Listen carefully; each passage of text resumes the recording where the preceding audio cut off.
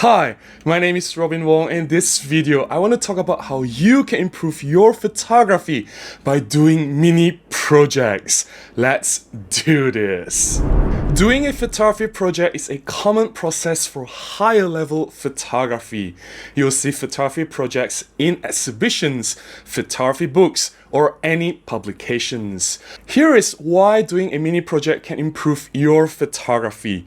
A lot of newcomers to photography will just bring the camera out, take hundreds of random photographs, come home with the photographs, and a lot of these photographs look great on their own. They stand strong individually, but they don't connect to each other. They don't form a series. They don't come as a body of work. Similarly, if you go to travel, you come home from the holiday with hundreds or thousands of photographs, but you don't plan to do a project in mind. Therefore, these photographs are just pieces that don't fit into a larger body of work. Doing a mini project means that you have a consistent theme in mind. You do want to sequence the photographs in a way that they can tell a story. It will make you a better visual storyteller, that your photograph, when it's shown in a series, it makes sense. There is the beginning, there is the content, the main message that you want to tell, and there is a conclusion. There is a start and an end to the project. I think it is very crucial that you start to think about mini projects, and I'm going to give you an example from my recent shoot.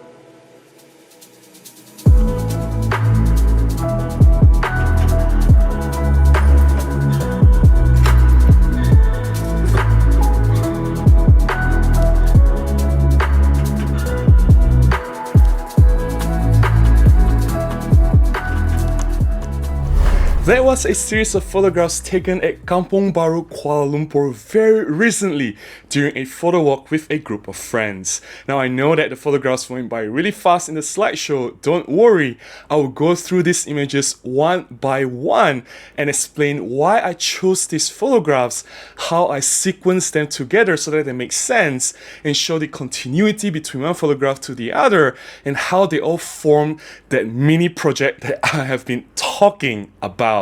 You can start by selecting a theme or a topic for your mini project. It can be something as easy as a location. That's what I did. I shot Kampong Baru and whatever I can find in that location. It can be a person, a story, or an emotion that you want to convey, or an idea you want to express, or a process. For example, a process of making curry puff. You're documenting the person making the curry puff from scratch, from the beginning until the end, where you have the curry puff as the final product. That could be a very interesting project. Now, the reason why you need to have a theme right from the start is so that you have that mental focus during your shooting process. You have a direction, you're not shooting aimlessly, you're not taking random photographs. So at the end of the day, your photographs will come together nicely as a photo series. It will help you to curate your photographs better for your mini project. Now that you have the topic in mind, go out with the camera, take as many photographs as you can. You will come home with dozens, hundreds, or possibly thousands of photographs. The next step is critical: curation. A great curation separates a great photographer from the rest. It is how you curate your photographs that make the biggest difference. A great photographer only shows the best of his work. He simply becomes the best photographer by hiding his weaker work. You just don't show them, right? Therefore, if you truly want to take a photography to the next level, never ignore curation. Only show the work that you're comfortable showing. If it is not there, it's almost, don't show it. Throw it away. You always have the chance to go out and shoot again. We are doing mini projects, it shouldn't be rushed, and I seriously hope that you take the curation process seriously, and I'm going to show you how I have curated my series of photographs in my recent mini project. I start my curation process by assigning a number. There has to be a limit. Since it is a mini project, it is just a 2 to 3 hours photo walk.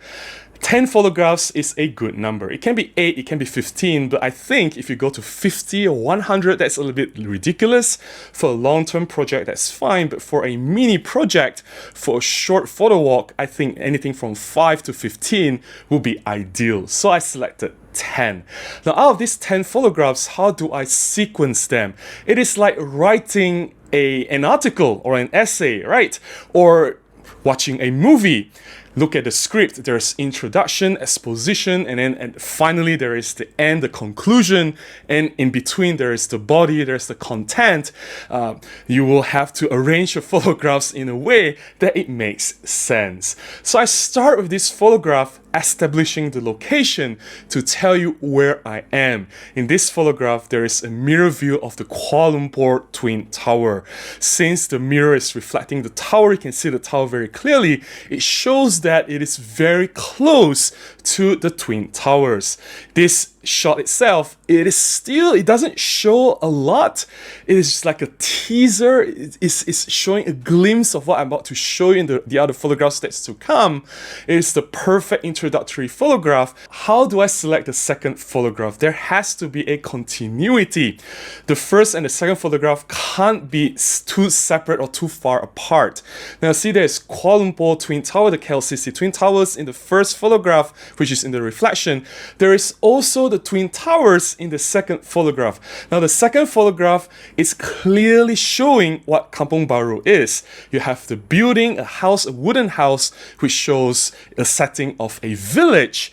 And there's the KLCC, the Twin Towers in the background, which is the urban landscape. It is a village in the city. Now, what links the second photograph to the third photograph? Another scene in Kampong Baru, but this time there are some residents in it. I selected this photograph because it's quite interesting.